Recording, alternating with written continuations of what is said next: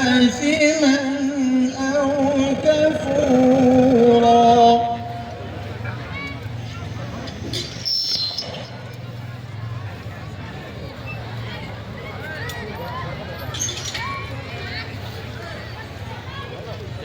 وربك بكرة وأصيلا.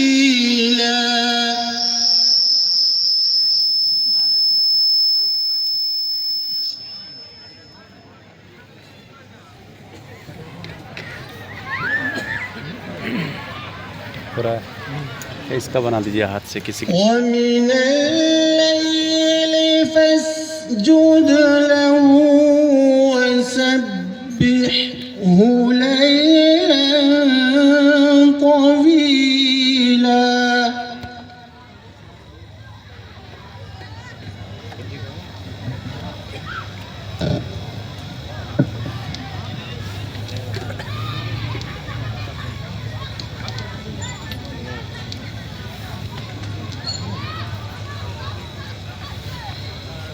إن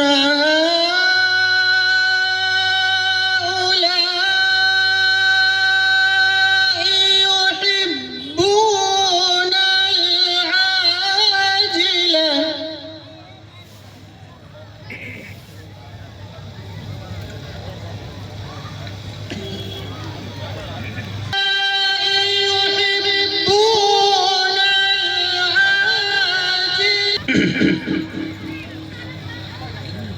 نحن خلقناهم وشددنا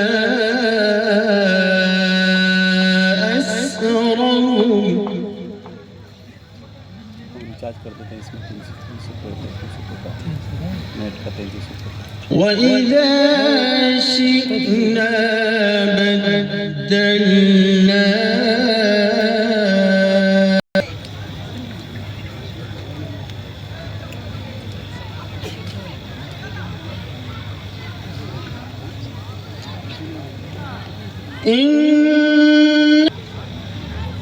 فمن شاء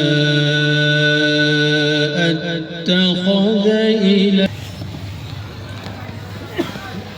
إن الله كان عليما حكيما.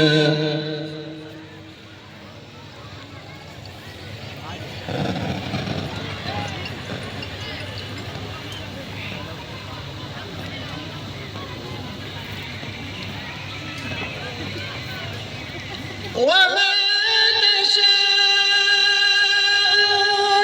إلا أن يشاء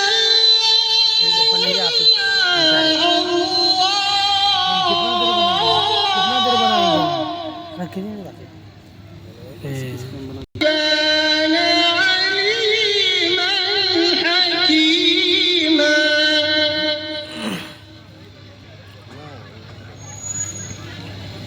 يدخل من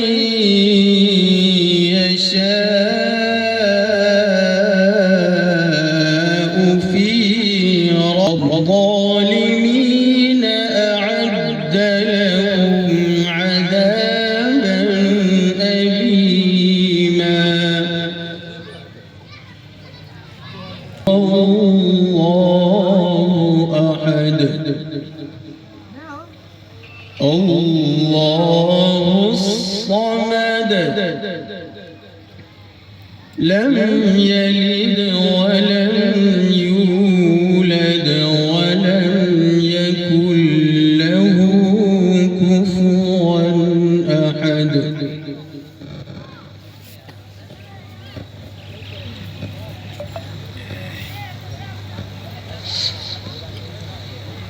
قل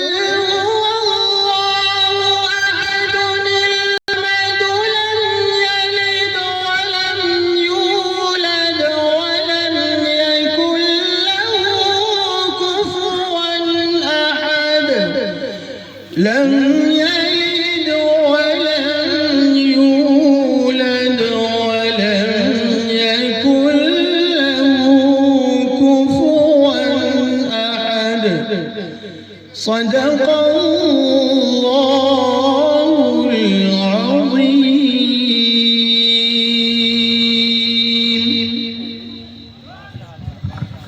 ماشاءاللہ بہت خوب، بارک اللہ فی عمرک.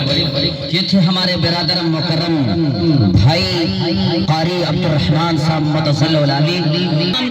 صلی اللہ علیہ وسلم کی تعریف و توصیف کر لی جائے، وہ رسول جو اپنی انگلی کا اشارہ فرما دے تو فلک پر چاند دو ٹکڑے ہو جائے، بول دے سبحان اللہ. اس رسول کی تعریف کی جائے جو اپنی انگلی کو جنبش دے تو ڈوبتا ہوا سورج ابر میں چلے تو ابر کا ٹکڑا چھایا بن کر سایہ فگن ہو جائے، بولے سبحان اللہ.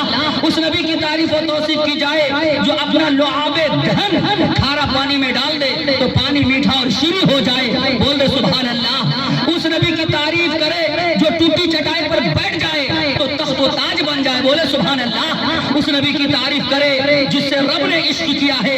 اس لیے علامہ اقبال نے کہا تھا کہ جنون عشق سے تو خدا بھی نہ بچ سکا اقبال، جنون عشق سے تو خدا بھی نہ بچ سکا اقبال. تعریف حسن یار میں سارا قرآن لکھ دیا، لیکن بولے سبحان اللہ. اہل علم سمجھ رہے اس شعر کی حقیقت. خدا کی قسم علامہ اقبال نے علم و ادب کے میکدہ کو کھنگھور کر نچوڑ کر 4 مصرے میں رکھ دیا، بولے سبحان اللہ.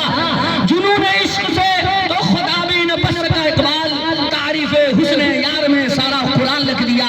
تو تنویر زکی بھی کہنے پر مجبور ہو گیا، ایک مرتبہ دھیرے سے بول دے سبحان اللہ. جہاں میرے نبی کی بات چلتی ہے رواحی والوں، یہ شعر سننا اور زبان خاموش نہ رہنی چاہیے. نبی کی بات چلتی ہے، جہاں میرے نبی کی بات چلتی ہے وہاں دن کی طرح رات چلتی ہے. لوگ حیران ہیں چاند کے 2 ٹکڑے دیکھ کر، ارے میرے آقا کے اشارے پر ساری کائنات چلتی ہے. لوگ حیران ہیں چاند کے 2 ٹکڑے دیکھ کر، میرے آقا کے اشارے پر ساری کائنات چلتی ہے. کون یہ دعویٰ کرتا ہے کہ بڑی ہے دنیا، میرے سرکار کے قدموں میں بڑی ہے دنیا. آئیے مذکورہ بالا باتوں کی عکاسی اور ترجمانی کرنے والے طوطی ہند، بلبل باغ مدینہ، شاعر انقلاب، یاد چمن، خیال چمن، راج چمن، جناب قاری سعد اللہ عطا ارریانی سے گزارش کر رہا ہوں آپ تشریف لائیں اور اپنی سریلی شیرینی بھینی چینی آواز سے ہم سامعین کے دلوں کو محظوظ فرمائیں. اس شعر کے ساتھ تھوڑا دھیرے سے بول دے سبحان اللہ. مزاج کبریائی کا حسین مکتوب آیا ہے، مزاج کبریائی کا حسین مکتوب آیا ہے. بہت دن بعد فخر یوسف و یعقوب آیا ہے. گئے جب عرش پہ سرکار تو رب نے یہ فرمایا، فرشتوں پھول برساؤ میرا محبوب آیا ہے، فرشتوں پھول برساؤ میرا محبوب آیا ہے. انشاءاللہ ان کے بعد بڑی تیزی کے ساتھ تمام مقررین کو آپ سماعت کریں گے.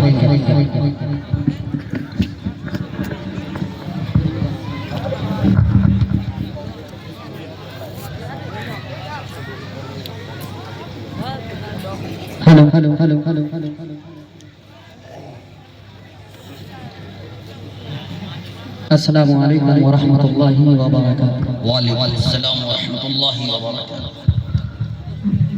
اب آواز آتی ہے، آواز دینے میں آپ کنجوسی مت کیجیے.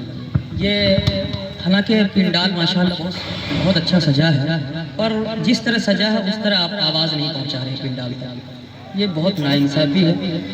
بہرحال ماشاءاللہ ڈائچ پہ تشریف فرما. ان تمام میں استادوں کا سہارا لیتے ہوئے، دعاؤں کا سہارا لیتے ہوئے میں یہاں سے 4 مصرے حاضر کرتا ہوں. بہرحال ہمارے ڈائچ پہ تشریف فرما جن کی دعوت میں میری حاضری ہوئی، ہمارے بہت ہی محترم جناب قاری شہنواز کریم صاحب، اللہ سلامت رکھے اور